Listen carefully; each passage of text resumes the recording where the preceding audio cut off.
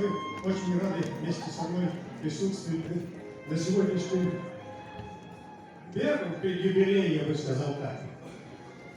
Вот они.